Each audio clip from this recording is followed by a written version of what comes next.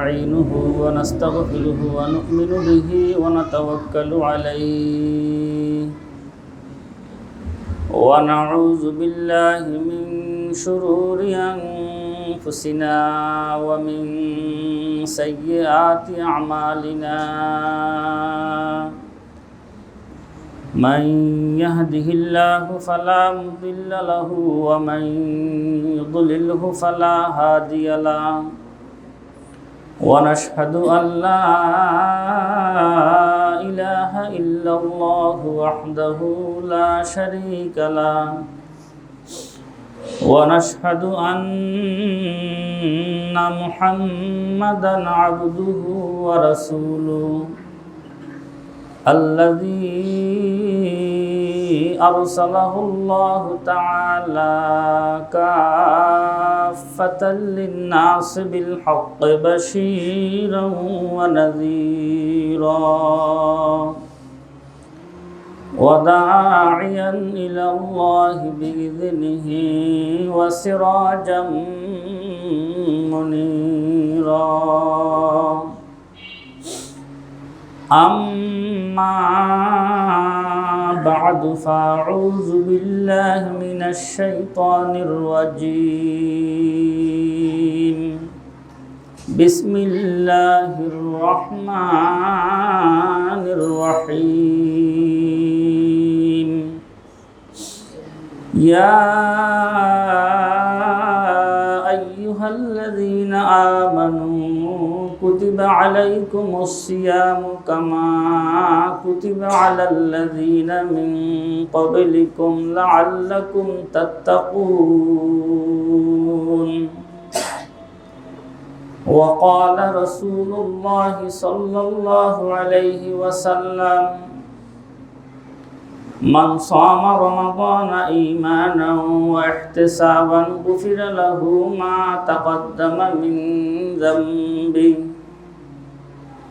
أو كما قال عليه الصلاة والسلام اللهم صل على محمد وعلى آل محمد كما صليت على إبراهيم وعلى آل إبراهيم إنك حميد مجيد اللهم بارك على محمد وعلى آل محمد كما باركت على إبراهيم وعلى آل إبراهيم إنك حميد مجيد اللهم صل على سيدنا محمد كلما ذكره الذاكرون وكلما غفل عن ذكره الغافلون اللهم صل على روح محمد في الأرواح وصل على جسد محمد في الأجساد وصل على قبر محمد في القبور اللهم صل على سيدنا محمد وعلى آل سيدنا محمد بعدد كل معلوم لك मुअज़्ज़ज़ मुहतरम हज़रात मुसल्लियान किराम মহান রব্বুল আলামিনের দরবারে অগণিত অসংখ্য শুকর যে মহান আল্লাহ রব্বুল আলামিন আমাদেরকে সুস্থতার নিয়ামত দিয়ে আজকে আরবি শাবান মাসের আখেরি জুমা আল্লাহ রব্বুল আলামিন আমাদেরকে তৌফিক দান করেছেন আজানের সাথে সাথে জামে মসজিদে প্রবেশ করার। সকলে বলি আলহামদুলিল্লাহ। সাথে সাথে আবারও আলহামদুলিল্লাহ বলি যে আমরা গত 2 মাস থেকে আল্লাহ পাকের নিকট দোয়া করে আসতেছিলাম, আল্লাহুম্মা বারিক লানা ফি রজব ওয়া শাবান وبلغنا رمضان হে আল্লাহ রজব এবং শাবানের ফজিলত রহমত বরকত আমাদেরকে দান করুন এবং রমজান পর্যন্ত আমাদের হায়াতকে বৃদ্ধি করে দেন। তাই রমজানের সেই ধার প্রান্তে আমরা এসে পৌঁছেছি, আর একদিন সময় বাকি আছে রমজানুল মুবারকের। ইমাম বুখারী রহমতুল্লাহ আলাইহি বুখারী শরীফে হাদিস লিখেছেন, হুজুর আকরাম সাল্লাল্লাহু আলাইহি ওয়াসাল্লাম ইরশাদ করেন, আল্লাহকে রাজি খুশি করার জন্য, আল্লাহ পাকের রেজামন্দির জন্য, আল্লাহর সন্তুষ্টির জন্য নেক নিয়তে সওয়াবের উদ্দেশ্যে যে ব্যক্তি রোজা রাখবে, আল্লাহ পাক রব্বুল আলামিন তার জিন্দেগীর সমস্ত গুনাহ মাফ করে দেন। قال رسول الله صلى الله عليه وسلم من صام رمضان إيمانا واحتسابا غفر له ما تقدم من ذنبه আল্লাহ রাজি খুশির জন্য যে ব্যক্তি রমজানুল মুবারকের রোজা রাখে, আল্লাহ পাক রব্বুল আলামিন তার জিন্দেগীর সমস্ত গুনাহ মাফ করে দেন। মুস্তাদরাকে হাকিম ইমাম হাকিম রহমতুল্লাহ আলাইহি বাইহাকি শরীফ হাদিসটি এসেছে, নবীজি বলেন, রমজান মাস এর ব্যাপারে উম্মতকে সাবধান বলছে তিনটি বদদোয়া থেকে বেঁচে থাকার জন্য। তিনটি বদদোয়া থেকে কি করার জন্য? বেঁচে থাকার জন্য। আমাদেরকে সাবধান থাকতে হবে বদদোয়া থেকে বাঁচা, কারণ বদদোয়া অনেক বড় জিনিস। আল্লাহর হাবিব সাল্লাল্লাহু আলাইহি ওয়াসাল্লাম ইরশাদ করেন, রমাদানুল মুবারক পায়া যে ব্যক্তি মাগফিরাত অর্জন করতে পারে নাই, জাহান্নাম থেকে মুক্তি লাভ করতে পারে নাই, সে ধ্বংস হয়ে যাবে। নবীজি রমাদানুল মুবারকের আগের একটি জুমা মিম্বরের প্রথম সিঁড়িতে উঠতে আমিন বলেছেন। সাহাবায়ে কেরাম নবীজির সামনে ছিলেন, সবাইকে বললেন আপনারা সবাই সামনে এসে বসেন। সাহাবীদেরকে বললেন, সাহাবায়ে কেরাম সব নবীজির কাছাকাছি এসে বসলেন। নবীজি সাহাবায়ে কেরামকে সামনে মিম্বরের প্রথম সিঁড়িতে আমিন বললেন, দ্বিতীয় সিঁড়িতে আমিন বললেন, তৃতীয় সিঁড়িতে উঠত নবীজি আমিন বললেন। সাহাবায়ে কেরাম আরজ করলেন, ইয়া রাসূলুল্লাহ, আপনি তো কখনো মিম্বরে উঠতে আমিন আমিন বলতে শুনি নাই, আপনি আজকে ব্যতিক্রম দেখা গেল, প্রথম সিঁড়িতে আমিন, দ্বিতীয় সিঁড়িতেও আমিন, তৃতীয় সিঁড়িতে উঠতে আমিন, ব্যাপারটা কি? আল্লামা জালালউদ্দিন সুয়ুতি রহমতুল্লাহ আলাইহি লেখেন, নবীজি বলেন, আল্লাহ জিবরাইলকে পাঠাইলেন আমাকে প্রথম সিঁড়িতে আমিন বলার জন্য। কারণ হলো, যারা রমাদানুল মুবারক পেয়ে নিজের গুনাহ ক্ষমা করতে পারে নাই, মাগফিরাত অর্জন করতে পারে নাই, তারা হালাক হয়ে যায়, তারা ধ্বংস হয়ে যায়। নবীজি বললেন, দ্বিতীয় সিঁড়িতে আমিন বলার কারণ হলো, যারা আমিন নবীর নাম শুনে দুরূদ শরীফ পাঠ করলো না, আল্লাহ পাকও একমত পোষণ করেছেন, জিবরাইলও একমত পোষণ করেছেন, আমাকেও এই ব্যাপারে আমিন বলতে বলেছেন যে আমিন নবীর নাম শুনে যে দুরূদ শরীফ পড়ে না, সে হালাক হয়ে যায়। এই জন্য মিশকাত শরীফের হাদিস, নবীজি বলেন, সবচেয়ে বখিল কৃপণ হলো ওই ব্যক্তি যার নিকট আমিন নবীর নাম আসার পরেও সে দুরূদ পাঠ করলো না, দুরূদ পাঠ করলো না, সে হলো সবচেয়ে বড় বখিল। নবীজি সাহাবায়ে কেরামকে বললেন, তৃতীয় সিঁড়িতে আমিন বলার কারণ হলো, যারা পিতামাতাকে পেয়ে, পিতামাতার দুইজন একজনকে পেয়ে আল্লাহর মাগফিরাত অর্জন করতে পারে নাই, মাতা পিতার খেদমত করে পিতামাতাকে সন্তুষ্ট রেখে আল্লাহর রেজামন্দি অর্জন করতে পারে নাই, তারা ধ্বংস হয়ে যায়। তাহলে রমাদানুল মুবারকে আমাদেরকে তিনটি বদদোয়া থেকে আমাদেরকে বাঁচতে হবে।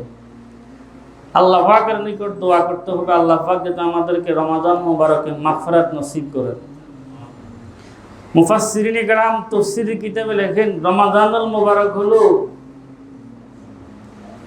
হযরত ইউসুফ আলাইহিস সালামের মতো। রমজান মাস কোন মাসের মতো? ইউসুফ আলাইহিস সালামরা কয় ভাই ছিল? 12 ভাই ছিল। ইউসুফ আলাইহিস সালামরা কয় ভাই ছিল? 12 ভাই ছিল। এক ঘরে 10 জন, ইউসুফ আর বিনিয়ামিন হয়েছে এক ঘরের, রাহেলার ঘরের। এই কয় ভাই? 12 ভাই। আরবিতে মাস কয়টি? 12 মাস। আর ইউসুফেরা ভাই কয় মাস? 12 মাস। মুফাসসিরিনে কেরাম তাফসীর কিতাবে লেখেন 11 ভাই অপরাধ করেছে, এক ভাইয়ের উসিলায় আল্লাহ মাগফিরাত অর্জন করেছেন। 11 ভাই হযরত ইউসুফের সঙ্গে কি করলেন? অপরাধ করলেন। হযরত ইউসুফ একজনের বরকতে আল্লাহ পাক রব্বুল আলামিন 11 ভাইকে আল্লাহ পাক মাফ করে দিলেন। তাই মানুষও 11 মাস অপরাধ করে। কত মাস? 11 মাস আল্লাহর নাফরমানি গুনাহের মাধ্যমে আমরা আমাদের জীবন কাটে। রমজানুল মুবারক 1 মাস যদি ইবাদত করে, 11 মাসের অপরাধ রমজান মুবারকের বরকতে আল্লাহ মাফ করে দেয়। ইউসুফের বাইরে ইউসুফের সাথে অন্যায় করছে, বড় অন্যায় না ছোট অন্যায়? কোনছে? কত বড় অন্যায়? এটা তো আপনারা জানেন। ইউসুফকে তারা কূপের মধ্যে ফেলে দিয়েছে, কেনানের কূপের মধ্যে ফেলে দিয়েছে। লম্বা কারণ, বাপে বেশি ইউসুফকে ভালোবাসে, এই জন্য ইউসুফকে সরাই ফেলবে। এখনো দুনিয়ার তামাশা এটাই চলতেছে, যার অবস্থা ভালো এরে সরাই ফেলবে, এরে গুম করবে, এরে খুন করবে, এই অবস্থা। আপন ভাইয়ের ভালো সহ্য করতে পারলো না, একদল আরেক দলের ভালো কেমনে চাইবে? আপন ভাইয়ের ভালো বরদাস্ত করতে পারতেছে না। 10 ভাই মিলে পরামর্শ করে ইউসুফকে বাপের কাছে নিয়ে মিথ্যা বানাওয়াট অনেক কিছু সাজাইয়া ইউসুফকে বাগে খেয়ে ফেলছে, এমন বুঝবুদ্ধি দিয়ে বাবাকে বুঝাইয়ে দিল। অথচ তারা ইউসুফকে কেনানের কূপের মধ্যে ফেলে দিছে, কেনানের কূপের মধ্যে ফেলে দিছে।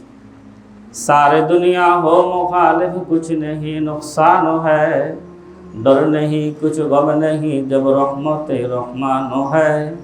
সারা দুনিয়া যদি বিরোধিতা করে আর আল্লাহ যদি পক্ষে থাকে, কিছুই করতে পারবে না।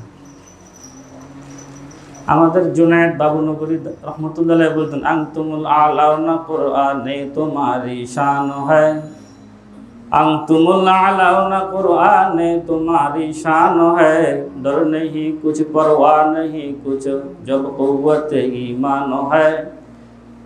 উম্মতে মুহাম্মাদিয়ার ঈমান যতক্ষণ মজবুত থাকবে, কোরআনের ঘোষণা এই জাতিকে কেউ কিছু করতে পারবে না। হযরত ইউসুফ আলাইহিস সালামের 10 ভাই মিলে ইউসুফের কূপের মধ্যে ফেলতেছে। তাফসীরে কিতাবে লেখে ইউসুফ সবার কাছে কিন্তু ক্ষমা চাইছে, সকলের কাছে জান ভিক্ষা চাইছে, কেউ ইউসুফকে সাহায্য করে নাই। বেজারি হর কেরা দামান কশিদে বেবেজারি গরিবা নশদরি দে। আল্লামা মোল্লা জামি রহমতুল্লাহ লেখেন, ভাইয়ের কাছে ভাইয়ের চোখের পানির মূল্য আসে নাই। আপন ভাইয়ের কাছে চোখের পানি ফেলছে জান ভিক্ষার জন্য, ভাইয়েরা জান ভিক্ষা দেয় নাই। দুনিয়া এটা এমন স্বার্থপর জিন্দিগি, আপন মায়ের কাছে কানলে অনেক সময় স্বার্থ উদ্ধার হয় না। চোখের পানির মূল্য আপন মায়ের কাছেও পাওয়া যায় না, বাপের কাছেও পাওয়া যায় না, বাবার ভাই বেরাদার কাছেও পাওয়া যায় না। এমন এক জাত ও সত্তা আছে যার কাছে চোখের পানি ফেললে বন্দার চোখের পানি আল্লাহর আরশে গিয়া বসে। আবে গিরিয়া বাগরা খান্দা কুনি, চশমে গিরিয়া কলবেরা জিন্দা কুনি। বন্দার চোখের পানিতে আল্লাহ পাক বন্দার রুহানি শক্তি আকাশ পর্যন্ত পৌঁছাইয়া দেয়। ইউসুফ আখের আল্লাহর কাছে কাঁদছে। আল্লাহ পাক জিবরিলকে বলে, জিবরিল তুমি আমার ইউসুফকে গিয়ে ধরো। ইউসুফ আলাইহিস সালাম তখন সিদরাতুল মুনতাহায় ছিল, সেখান থেকে এসে ইউসুফকে পানিতে পড়ার পূর্বে ধরে ফেলছেন। চিন্তা করেন জিবরিলের গতি কত ছিল।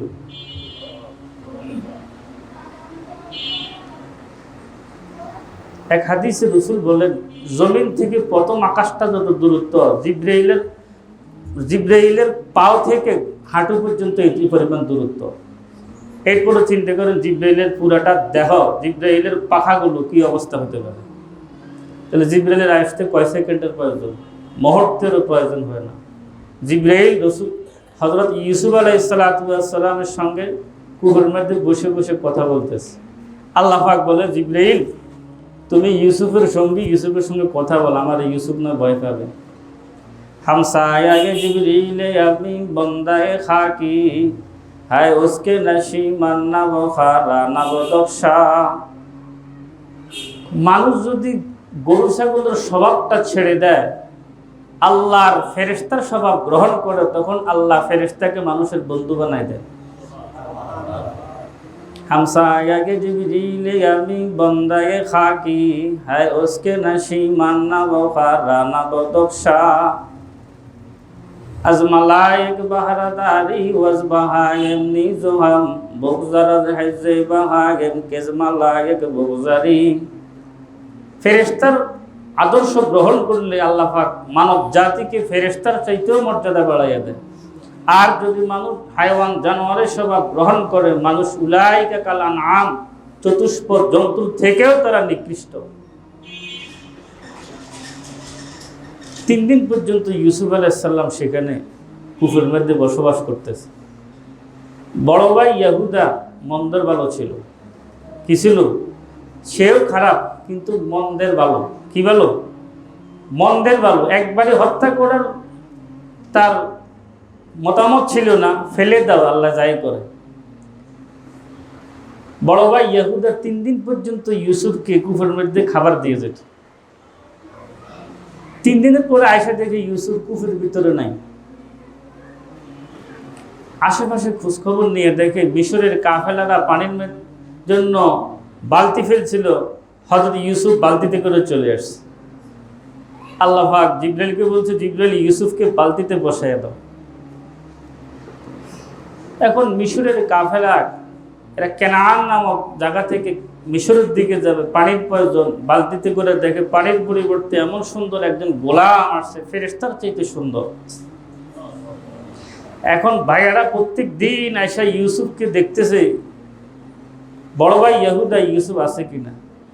যদি এখান থেকে কোনো রকম উঠে যদি বাবার কানে যায়, বাবার কাছে যদি বললাম যে বাবা ইউসুফকে বাঘে খেয়ে ফেলছে, তো মিথ্যাবাদী সাব্যস্ত হবো, শাস্তি ভোগ করতে হবে।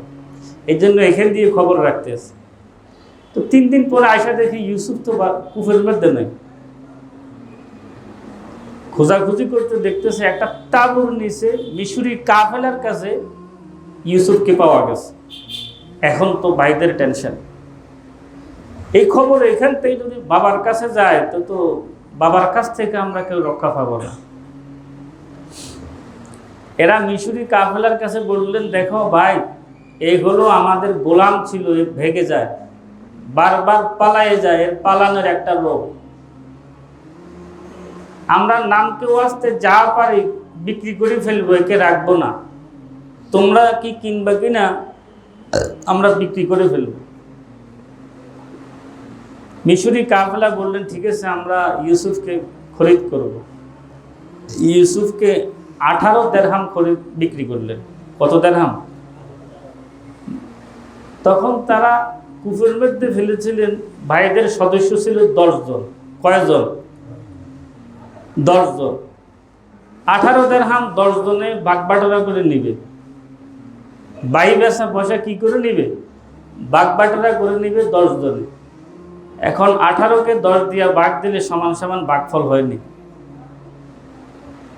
18কে 10 দিয়ে যদি ভাগ অঙ্ক করা হয়, ভাগফল কি সমান সমান আসে? আসে না। ভাগ নিয়ে লাগছে কি ঝগড়া। কেউ তো কারো ভাগের কমতি দিতে রাজি নয়। বড় ভাই ইহুদা বলে, ভাই বেচা পয়সা আমার দরকার নাই, তোমরা নিয়ে যাও। ভাই বিক্রি হলো, সেই বিক্রির পয়সা আমার প্রয়োজন নাই, তোমরা নিয়ে যাও। ভাই এখন হলো কয়জন? 9 জন। দিরহাম কয়টা? এখন ভাগ মিলবে তো? আর সমস্যা আছে না? 9 ভাই 2 দিরহাম করে কি করলো?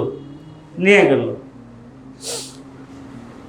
1 ভাই 2 দিরহাম করে 9 ভাই 18 দিরহাম নিয়ে গেল। বড় ভাই ইহুদা ভাগ নাই নাই কয়ে, ভাই বিক্রির পয়সা আমার দরকার নেই। মিশরের কাফেলারা ইউসুফকে মিশরে নিয়ে যাবে। ওই যে একটি অপবাদ দিলে ইউসুফের বিরুদ্ধে আমাদের গোলাম ভাইগা যায়, এই জন্য আমরা তারা বিক্রি করব। তাই কাফেলার লোকেরা একটি হাবশি এক দারোয়ান ঠিক করলেন, বিশাল বড় শক্তিশালী পালোয়ান, যে ইউসুফকে হাত পাও বেঁধে ইউসুফকে মিশরে নিয়ে যাবে। অপরাধটা বড় না ছোট? হাফসিরা শক্তি বেশি। দেখবেন তওয়াফ করতে গেলে দেখবেন হাফসিরা এরা কত শক্তিশালী। মানুষ অনেক সময় ভয় পায় এদেরকে।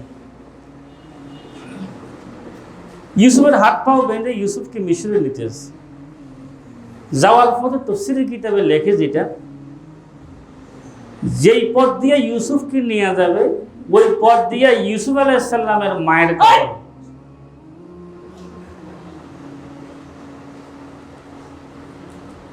ইউসুফের মায়ের কবর ওই পথে। সাওয়ারি থেকে ইউসুফ লাফ দিয়ে মায়ের কবরে পড়ে গেছে। পড়ে হযরত ইউসুফ আলাইহিস সালাম কাঁদতেছে মায়ের কাছে।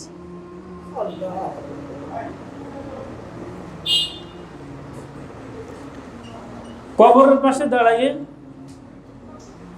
ইউসুফ মায়ের কাছে অভিযোগ করলেন,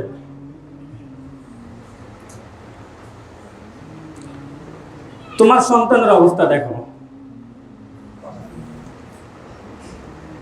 তোমার সন্তানের অবস্থা দেখো, হাতে রশি পায়ে রশি। এই অভিযোগগুলো ইউসুফ মায়ের কাছে বলতে বলতে একটু দেরি হয়ে গেছে। হাবশী গোলাম ইউসুফকে একটি থাপ্পড় মারছে। সুন্দর ইউসুফ, পৃথিবীর অর্ধ সুন্দর, চেহারাটা লাল হয়ে গেছে।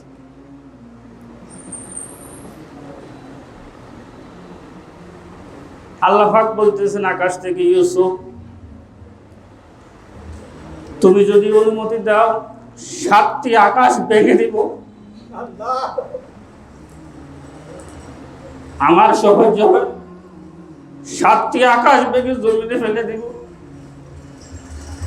ইউসুফ বলে, আল্লাহ আমি আপনার রহমতের আশা করি,